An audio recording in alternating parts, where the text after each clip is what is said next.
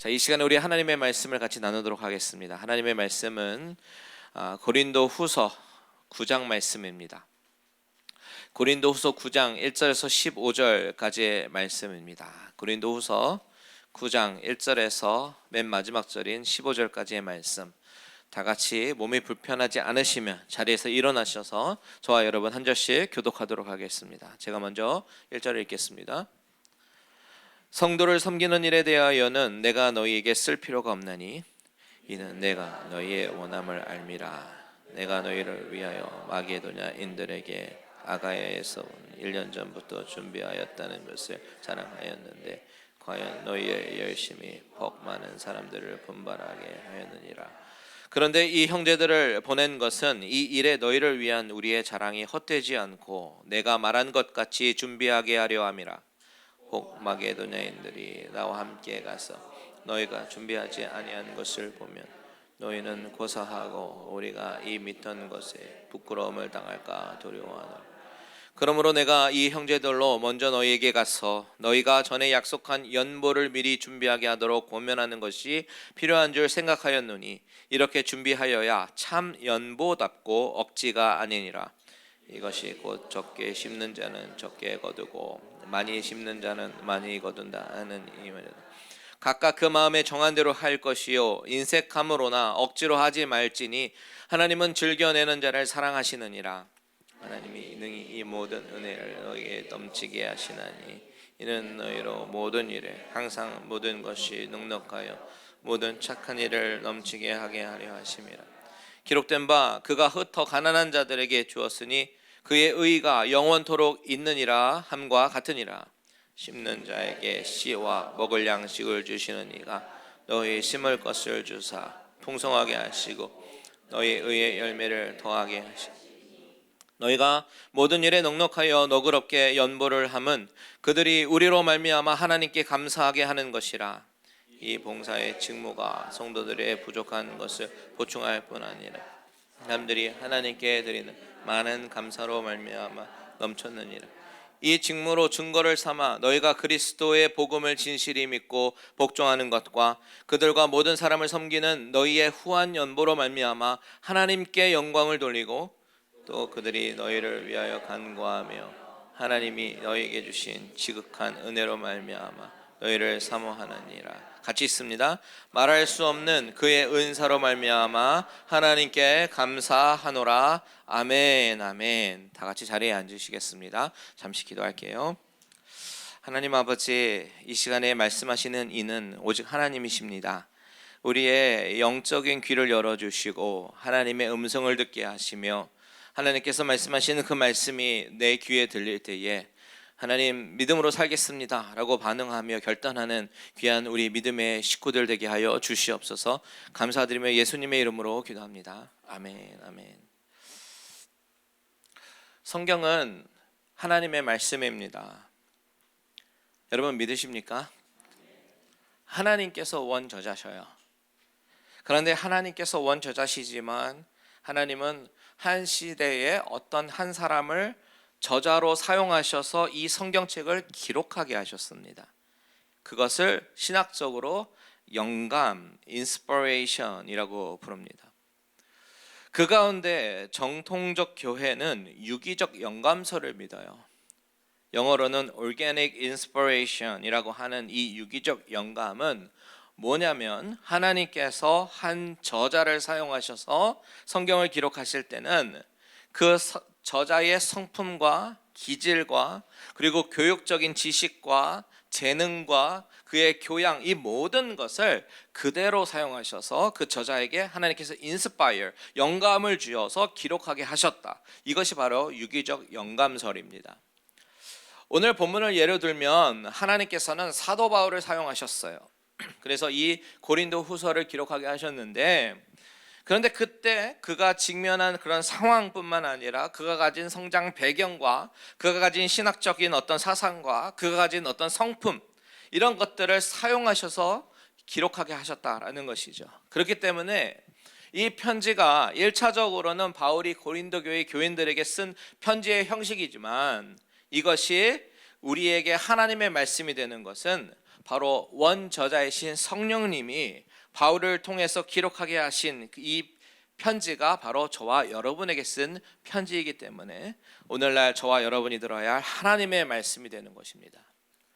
그렇기 때문에 우리는 이 본문을 이해할 때 의미를 정확하게 알기 위해서 바로 저자로 쓰임 받았던 바울의 상황이라든지 바울의 의도, 그 당시의 시대적 배경 이런 것들을 면밀히 살펴보면서 가급적 저자가 전달하려고 하는 그 의미에 가장 가깝게 해석을 해야 하는 것입니다.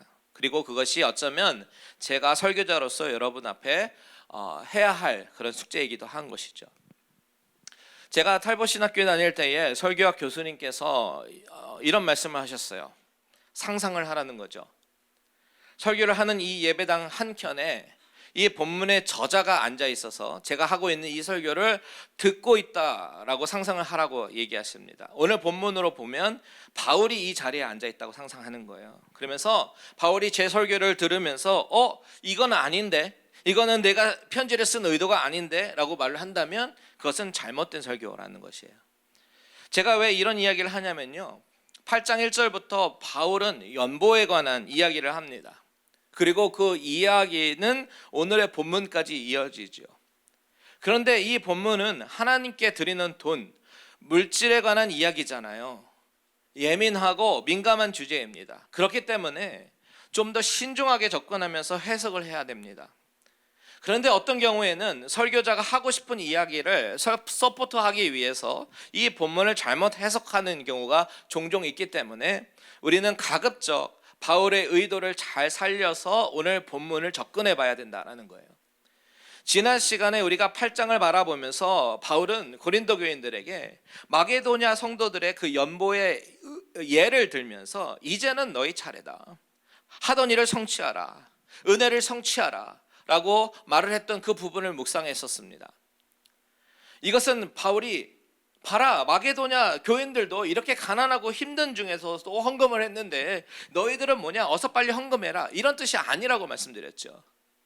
그런 의도가 아니라 고린도 사람들이 바울의 중간 편지를 받고 이제 회개를 하게 되었는데 그 회개한 이후에 너희들이 진정으로 회개를 했다면 그 회개에 합당한 모습을 보이라, 증명하라. 어떻게 해요? 우리에게 복음을 준 마더 처치, 예루살렘 교회에 큰 재정적인 어려움이 있는데 당신들이 회개한 모습을 연보, 즉 구제 헌금을 통해서 보이고 증명하라라는 말이었다라고 말씀을 드렸어요.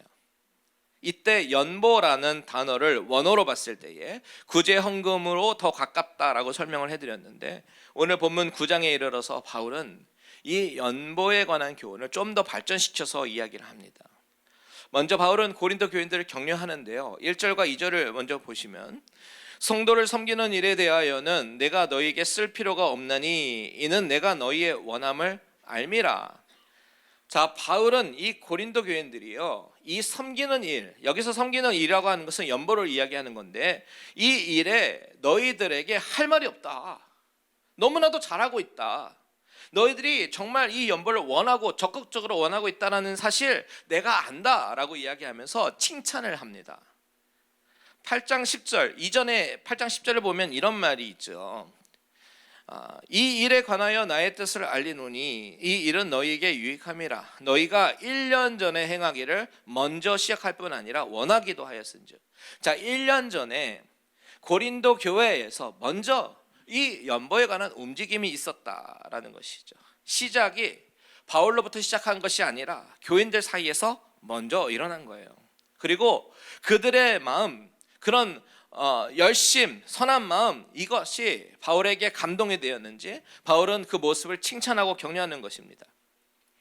그런데 바울이 이렇게 칭찬하고 나서 이런 이야기를 하는 거예요. 다 같이 본문 5절을 함께 읽도록 하겠습니다. 시작. 그러므로 내가 이 형제들로 먼저 너에게 가서 너희가 전에 약속한 연보를 미리 준비하게 하도록 권면하는 것이 필요한 줄 생각하였느니 이렇게 준비하여야 참 연보답고 억지가 아니니라. 자, 이 구절을 보시면 참 연보라는 단어가 나오죠. 참 연보라는 말을 쓰는 것은 그러면 거짓 연보가 있다라는 의미를 내포하는 거 아니겠습니까? 참 연보라고 하는 것은 뭐예요? 미리 정성껏 준비한 연보. 이것이 참 연보다. 참된 헌금이다. 그러면 거짓 연보는 무엇이겠어요? 그 뒤에 나오는 말이죠. 억지로 하는 연보를 말하는 것입니다. 자, 여기까지 우리가 읽었을 때 우리에게 쉽게 해석되는 메시지가 있습니다. 그것이 뭐냐면 참 헌금은 억지로 내는 것이 아니라 기쁜 마음으로, 감사한 마음으로 정성껏 미리 준비한 그런 헌금이구나. 그래서 드리는 것이구나 라는 메시지입니다. 7절도 그것을 뒷받침해 주잖아요. 7절에 각각 그 마음에 정한 대로 할 것이요 인색함으로나 억지로 하지 말지니 하나님은 즐겨내는 자를 사랑하시느니라. 자, 여기서 우리가 먼저 얻어야 할 교훈은 무엇이에요? 헌금이라고 하는 것, 제가 연보라고 하지 않았습니다. 헌금이라고 말씀드린 것은 연보가 구제 헌금이고 헌금이 더 상위의 개념이니까 포괄적으로 말씀드리는 거예요. 헌금 자체가 헌신하는 돈, 드리는 돈을 말하니까요. 자, 헌금의 자세, 올바른 헌금의 자세는 바로 인색함이라든지 억지로 드리기보다는 기쁘고 감사한 마음으로 미리 정성껏 준비해서 하나님 앞에 드리는 것, 이것이 바로 참된 헌금이다, 올바른 헌금이다 라는 것을 우리가 알 수 있죠. 다시 한번 말씀드립니다. 헌금이라고 하는 것은 교회를 운영하는 운영자금을 도네이션 하는 것이 아닙니다. 전능하신 하나님께 드리는 내 마음의 헌신적인 표현, 감사의 표현이죠. 이 모든 물질이 전능하신 하나님으로부터 왔다라는 하나님의 주권을 인정하는 그런 신앙 고백과 함께 내 마음을 물질로 표현해서 드리는 건데, 다만 미리 준비해서 정성스럽게 기쁜 마음으로 드리는 것이지 인색함으로 억지로 상황에 밀려서 마지못해서 드리는 것은 참 헌금이 아니다라는 교훈을 얻을 수가 있어요. 우리 교회도 헌금함이 들어오는 입구에 있죠. 헌금 바구니를 돌리지 않고 헌금함을 비치하는 이유는요, 바로 오늘 본문에 나오는 이야기 때문입니다. 헌금 바구니를 돌리다 보면 내 차례가 되었을 때 미리 준비되지 않은 모습으로 주섬주섬 지갑을 열고 도네이션 하는 느낌, 혹은 억지로 하는 느낌, 이렇게 드릴 수가 있어요. 그런데요, 이것이 하나님께 너무 죄송한 거예요. 그래서 헌금 미리 준비해 오시라고 입구에 놓은 것입니다. 여러분, 이 가르침 아마도 그동안 수많은 목사님들로부터 들어왔던 성경적인 헌금에 대한 가르침일 것입니다. 헌금은 미리 감사한 마음을 담아서 준비해 오셔야 되는 거예요. 그런데 오늘 우리는 여기서 한 단계 더 들어가서 생각해 봐야 합니다.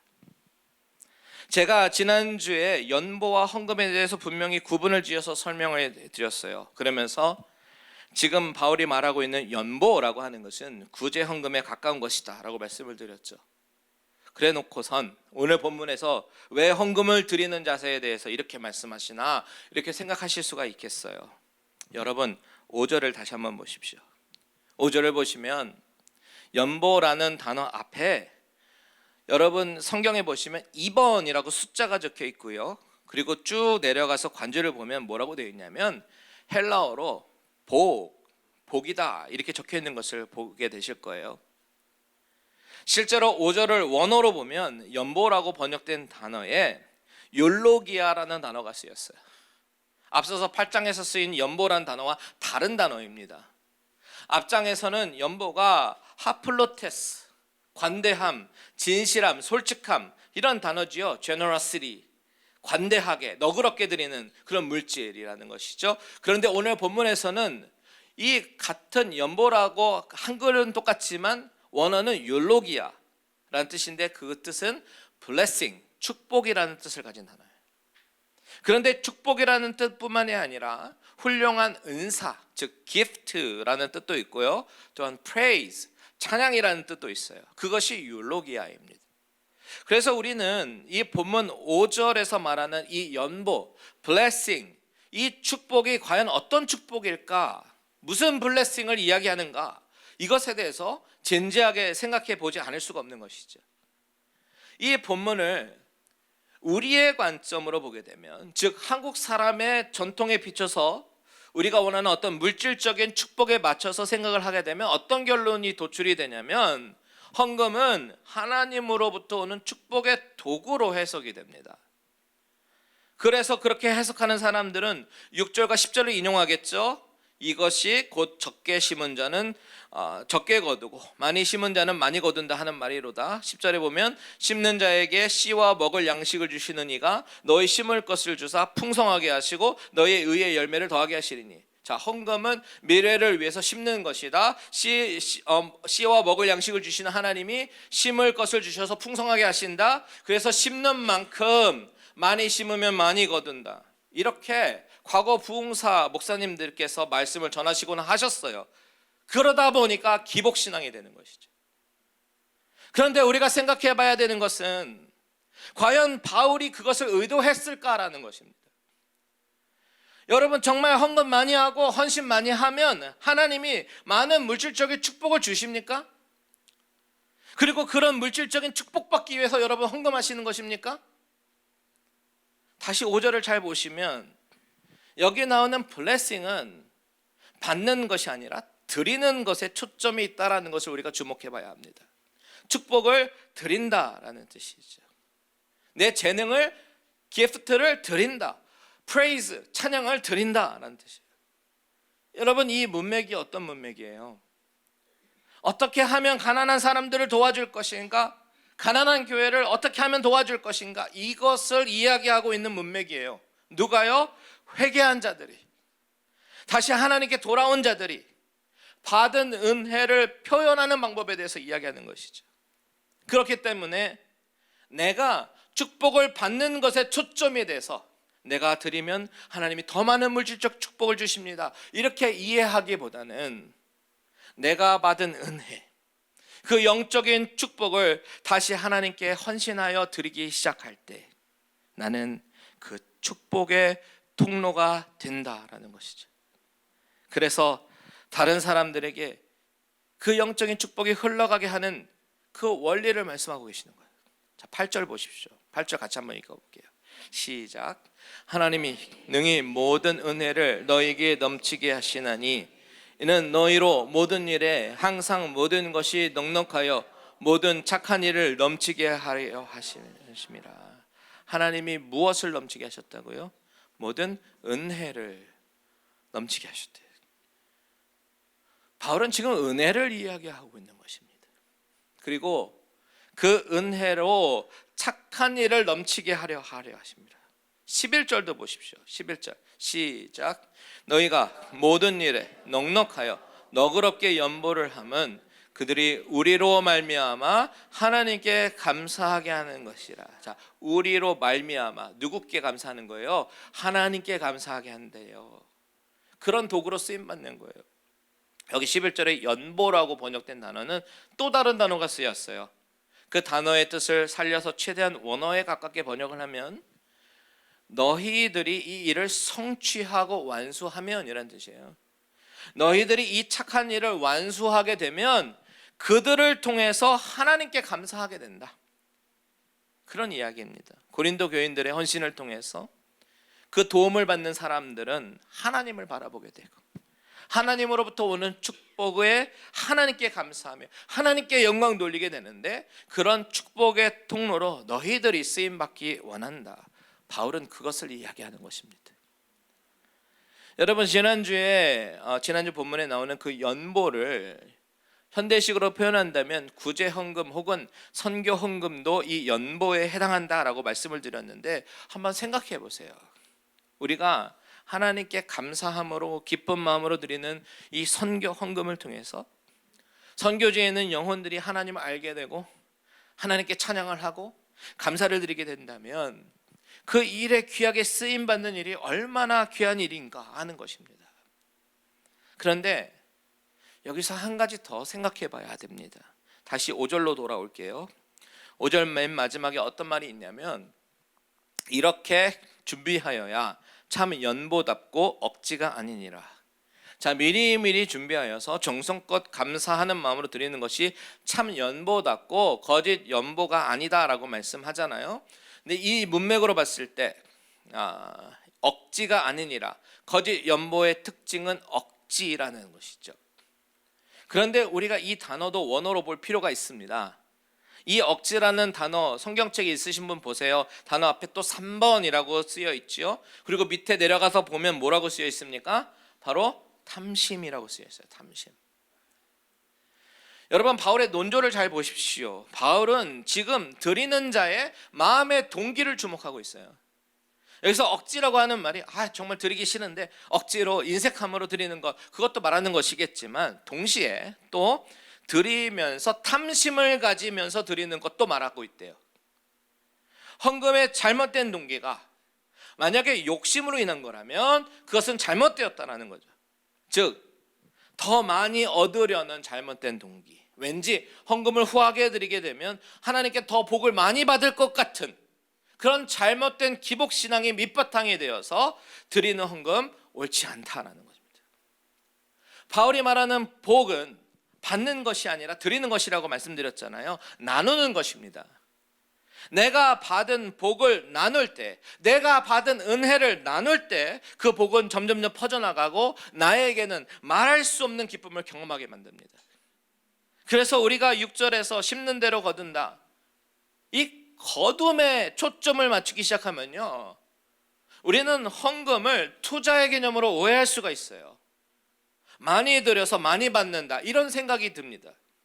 그런데 7절을 보시면요, 인색함으로 하지 말라라는 말씀이 있는데 이것은 단순히 아깝다는 그런 생각이 드는 정도가 아니라 원어적으로 뜻을 보면요, 슬퍼함으로 드리지 말라는 뜻이 있어요. 슬퍼해요. 왜 슬픕니까? 너무너무 하기 싫은 것을 빼앗기듯이 하면서 아까워하고 억울해하니까 슬픈 마음인 거예요. 그것이 인색함이라는 단어의 뜻입니다. 그래서 바울은 어떻게 헌금을 해야 하는가, 왜 헌금을 해야 되는가, 바울은 시편의 말씀을 인용하면서 이렇게 얘기합니다. 112편 9절인데 오늘 본문 9절이죠. 9절 같이 한번 읽겠습니다. 시작. 기록된 바 그가 흩어 가난한 자들에게 주었으니 그의 의가 영원토록 있느니라 함과 같으니라. 자, 여기서 그라고 하는 것은 의인들을 말합니다. 하나님의 사람들을 말해요. 하나님의 사람들이 가난한 자들에게 나눠주는 것은 그들의 의를 드러내는 방법이다라는 이야기죠. 여기서 의가 무엇입니까? 믿음으로 얻게 되는 그 의를 말하는 거예요. 칭의를 말하는 거예요. 하나님의 자녀가 되는 것은 나의 정직하고 착한 행동에 의한 것이 아니라 나는 여전히 죄인이고 더럽고 추하지만 의인이신 예수 그리스도를 믿고 그분의 옷을, 의의 옷을 입어서, 그러니까 다시 한번 마음속으로 믿어서 의롭게 되었다고 선언을 받는 것이 칭의잖아요. 이신칭의. 그렇게 죄인이지만 예수님을 믿는 믿음으로 의롭게 된 자들이 그 의로움을 드러내는 방법이 뭐예요? 바로 가난한 자들에게 나눠주는 것이다. 왜요? 그들이 도움을 받고 그들도 살아계신 하나님을 경험하고 하나님께 영광을 돌려드리게 되고 그러면서 하나님의 이름이 드러나게 되기 때문에, 그것이 의롭게 칭함을 받는 자들이 하나님의 의로우심을 드러내는 방법이다라는 이야기입니다. 그래서 10절과 11절 보시면 심는 자에게 씨와 먹을 양식을 주시는 이가 너희 심을 것을 주사 풍성하게 하시고 너희의 의의 열매를 더하게 하시리니 너희가 모든 일에 넉넉하여 너그럽게 연부를 함은 그들이 우리로 말미암아 하나님께 감사하게 하는 것이라. 여러분, 우리가 그리스도인이라면, 진정한 크리스찬이라면 어려운 사람을 돕고 헌금을 하는 것은 마땅한 일입니다. 어떻게 하면 믿는 자로서 예수님을 믿는 믿음으로 의롭게 되었음을 알리게 될까, 드러낼까? 바로 선행과 구제라는 이야기예요. 그런데 그냥 어려운 사람 돕는 것, 세상 사람들도 할 수 있잖아요. 우리는 근본적으로 다른 구제를 해야 합니다. 그것이 뭐냐면 바로 하나님을 바라보게 하는 것, 그분께 감사와 영광을 돌리게 하는 것, 이것이 근본적으로 다른 성경적인 구제입니다. 그렇기 때문에 심는 대로 거둔다라는 이 말씀은 헌금을 많이 하면 복을 받아서 부자가 된다라는 말이 아니라 그렇게 하나님의 영광을 드러내고 의의를 나타낼 때에 그들이 하나님을 바라보게 되고 하나님께 감사하게 되는데, 그것이 바로 10절에서 말하는 의의 열매라는 것이에요. 이것이 되려면 우리의 관점이 바뀌어야만 가능한 것입니다. 우리의 소원과 우리의 기도가 달라져야만 가능한 것이 되는 거예요. 그동안 우리의 관점이 내가 헌금 많이 했으니까 부자가 되겠지, 그런 관점이었었다 하더라도 이제부터라도 그 관점이 바뀌어서 나의 헌금을 통해서 하나님의 의가 드러나고 하나님의 영광이 나타나는 곳에 귀하게 쓰임받게 되고, 이것으로 인해서 한 영혼이 주님께로 돌아온다면 그것이 바로 예수 믿는 자의 헌금의 동기가 되어야 한다라는 그 이야기를 하고 있는 거예요. 그래서 바울은 오늘 본문의 말씀을 이렇게 마무리하죠. 13절에서 15절 같이 한번 읽겠습니다. 시작. 이 직무로 증거를 삼아 너희가 그리스도의 복음을 진실이 믿고 복종하는 것과 그들과 모든 사람을 섬기는 너희의 후한 연보로 말미암아 하나님께 영광을 돌리고, 또 그들이 너희를 위하여 간구하며 하나님이 너희에게 주신 지극한 은혜로 말미암아 너희를 사모하느니라. 말할 수 없는 그의 은사로 말미암아 하나님께 감사하노라. 아멘. 여러분, 바울의 감사는 바로 이것이에요. 하나님이 주신 은혜, 그것으로 섬길 수 있고 하나님께 영광을 돌릴 수 있는 것, 이것이 바울의 감사입니다. 여러분, 우리가 신앙생활하는 목적은 예수님을 닮아가고 예수님의 뜻 가운데 이 세상에서 사는 것입니다. 부자가 되면 좋겠죠. 하지만 내가 부자가 되기 위해서 신앙생활을 하고 부자가 되기 위해서 헌금하는 것이 아니라, 교회에 도움을 주기 위해서 도네이션을 하고 거기서 내 만족을 찾으려고 하는 것이 아니라, 진짜 예수님을 따르는 제자의 모습은 오직 하나님의 영광을 드러내기 위해서 오늘도 심는 것입니다. 의의 열매를 거두기 위해서 오늘도 심는 것입니다. 그래서 저와 여러분의 소원이 달라지기를 원합니다. 물질의 부자가 내 목표가 아닌 하나님이 주신 물질로 하나님을 영화롭게 하는 자들이 되게 하소서. 여러분, 오늘 설교 제목이 무엇인지 아세요? 복을 뿌리는 자입니다. 하나님, 내가 복을 뿌리는 자가 되게 하소서. 이렇게 고백하는 믿음의 식구들 되시기를 주님의 이름으로 축원드립니다. 아멘. 우리 다 같이 찬양하겠습니다.